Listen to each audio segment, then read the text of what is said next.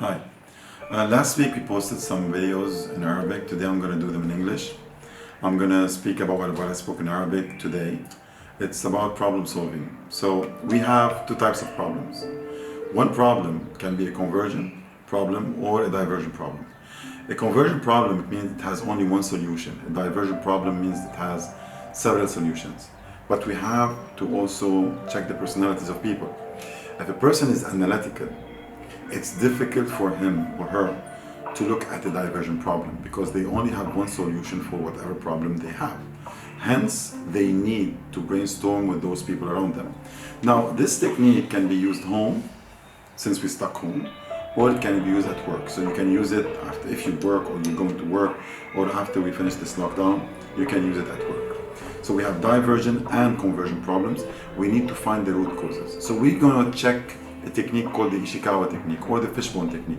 I just changed a bit in this technique to make it a bit relevant to me. So you can use it as your own, you can use it however you wish to use it. Nevertheless, check mine. If it works for you, use it as well.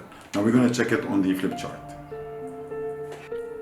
So, if we have a problem, we mentioned that this problem might be either conversion problem, only one solution, or it can be a diversion problem that has several solutions.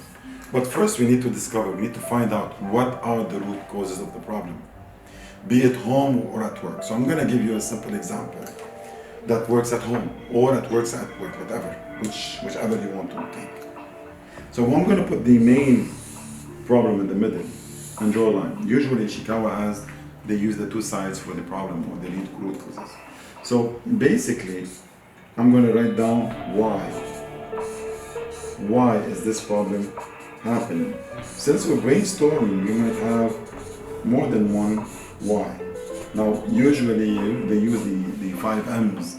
So it might be manpower, it might be the machines, it might be minutes, which means the time, it might be the material, or it might be the money.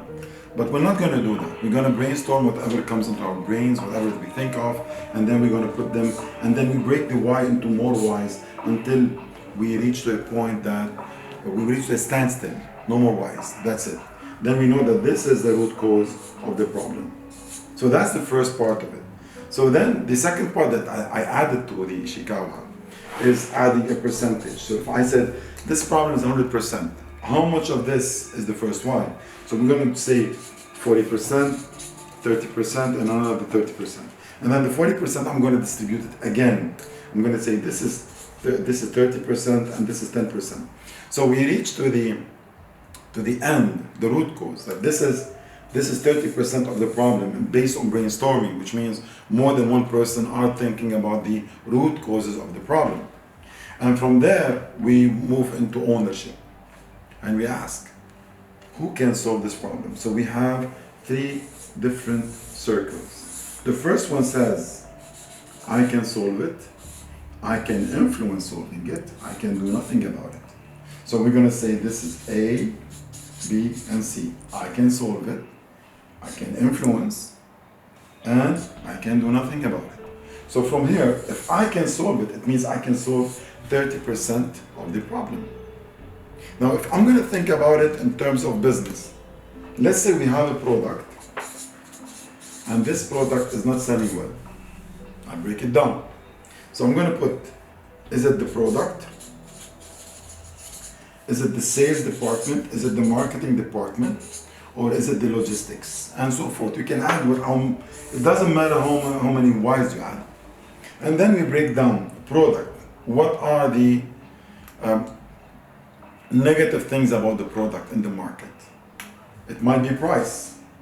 It might be the promotions based on the marketing. It might be the salespeople are not aware or fully aware of the product and what it does, what are the features and advantages of the product. And from here I can start writing down the solutions and empowering people on how to solve these problems. If I can solve, imagine I have a loss of $100,000 and I can solve 40% of the problem, then I'll be saving $40,000. That's how you find the root causes of any problem, be it at home or at work. I gave you both examples. And finding out, is the problem convergent? If it's a convergent, means that it has only one y, and we break it down to the end.